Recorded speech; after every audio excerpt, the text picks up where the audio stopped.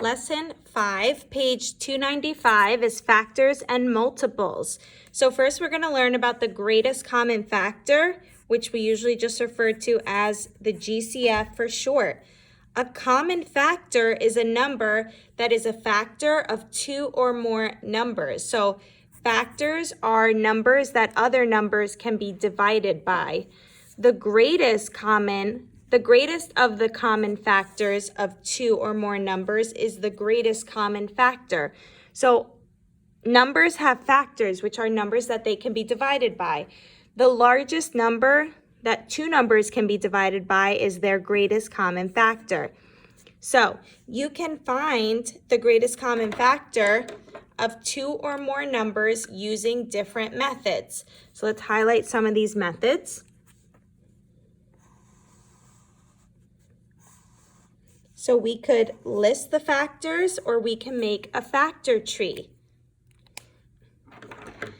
So if we look down here and we want to see how to find the greatest common factor of 9, 15, and 18, we can make a list of factors. So 9 can be divided by 1, 3, and 9, because you could do 1 times 9 and 3 times itself. So these are all of 9's factors.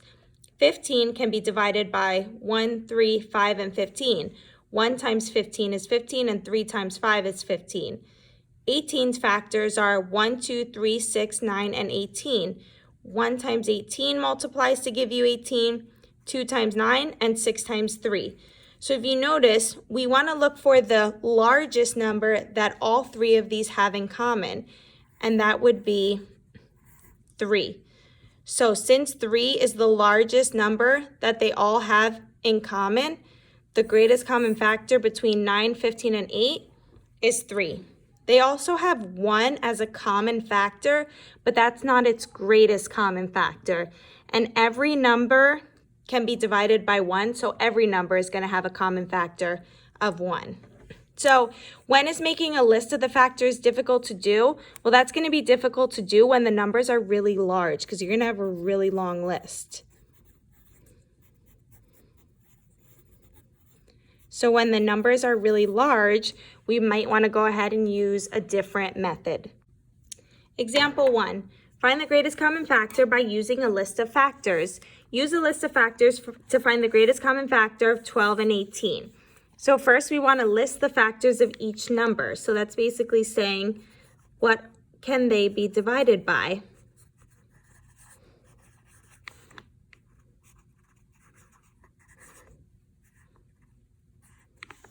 So the only thing with the list is you want to make sure that you don't forget any numbers.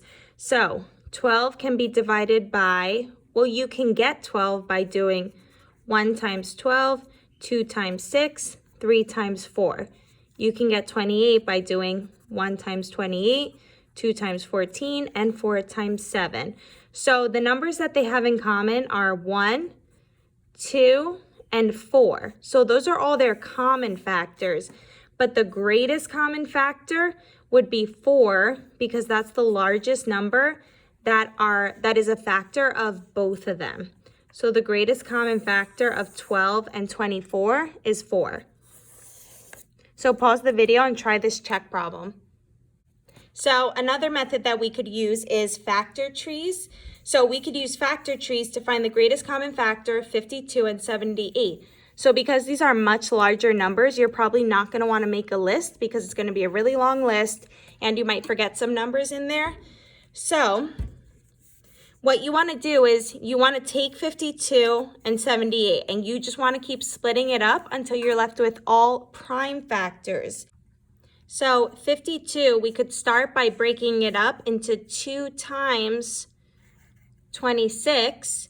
2 is prime, so we're just going to carry it down. And then 26 can be broken up into 2 times 13. So now 52's prime factors are 2 times 2 times 13.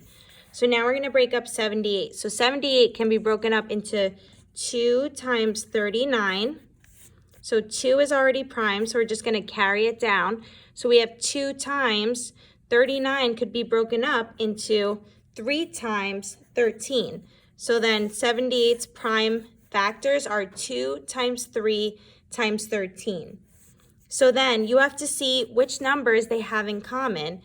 They have 1, 2 in common, and they have a 13 in common. So whatever numbers they have in common, we take out once and multiply them. So 2 times 13 would give us 26. So that means the greatest common factor between 52 and 78 is 26. So they both have a 2 in common, but you don't take out the 2 twice unless they had 2 2's in common. So whatever number they have in common, you take it out once and cross it off from both lists. So the 2 comes out once, cross those both out. 13 comes out once, cross those both out. This is left with a 2, this is left with a 3. So we have no more common factors. So then we multiply 2 times 13, and we get the GCF, which would be 26. So the same problem that we did before is continued here. So if you look at the bottom row of the factor trees that we just did, we said the common prime factors are 2 and 13. Because 2 and 13 are factors of both 52 and 78, the product, which means multiplication, of 2 and 13 is also a factor of both numbers. Multiply the common prime factors to find the GCF. So the GCF of 52 and 78 is 2 times 13, or 26, as we said before. So go ahead and pause the video and try this check problem here. So we just did greatest common factor. Now we're going to talk about least common multiple. So the least non-zero number that is a multiple of 2 or more whole numbers is the least common multiple of the numbers. So you could list the multiples, but multiples do go on forever. So you're just going until you find a least common multiple. You could use a number line, and then we also sometimes use what's called the ladder method, which I will also show you guys. And you could remember this by LCM, least common multiple. So again, we usually refer to this as LCM. So if we want to find the least common multiple of 4 and 6, here are the ways that we could do it. We could start listing multiples. So multiples is if you took that number and you multiplied it by every number, what would you get? So it's like 4 times 1, 4 times 2, 4 times 3, 4 times 4, 4 times 5, 4 times 6, and so on. Then the multiples of 6, 6 times 1, 6 times 2, 6 times 3, 6 times 4, 6 times 5, and 6 times 6. Once we find a least common multiple, you don't have to keep going.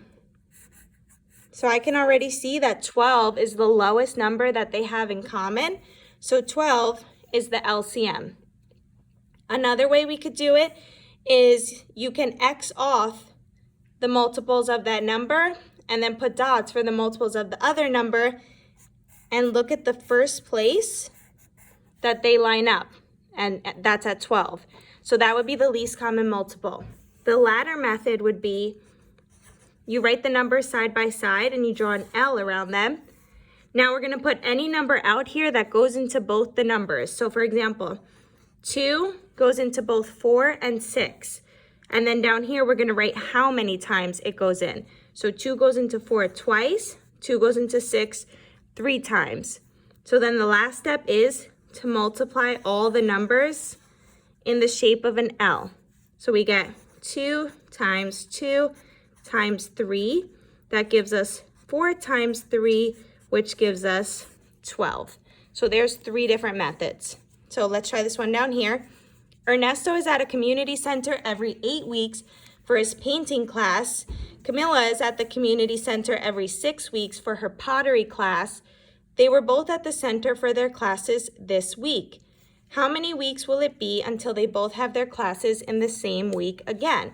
So we want to find the least common multiple to see when their classes will line up again. So some multiples of 8.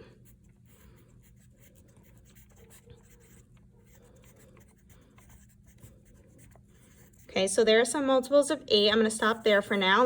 Now let's do 6 and see if we find any common multiples. So I already found a least common multiple of 24. So once I find that, I don't have to keep going. So the LCM is 24. So that means that they would meet again in 24 weeks. So this is that same problem continued. So these are the multiples that we got before, and then we found that 24 was their least common multiple. So they'll have their classes in the same week again in 24 weeks. So let me just show you how to do this problem with the ladder method. So you would do 6 and 8.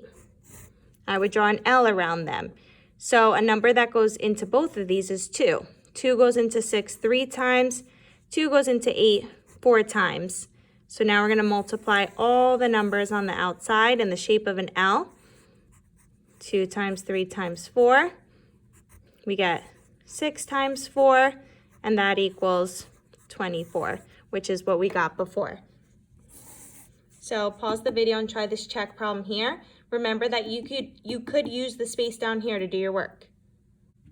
Last example, example 4. Use a number line to find the least common multiple of 2 and 3. Place an X above each multiple of 2 and place a dot above each multiple of 3. So we have 2, 4, 6, 8, 10, and 12. Then we have 3, 6, 9, and 12. So 12 is a multiple, but 6 is their least common multiple. So what is the least number with both an X and a dot? That would be 6. Then to do the ladder method for this one, 2 and 3 have no other common factors other than 1. So 1 goes into 2 2 times, and 1 goes into 3 3 times. So then if I multiplied these, I would get 2 times 3, which is 6.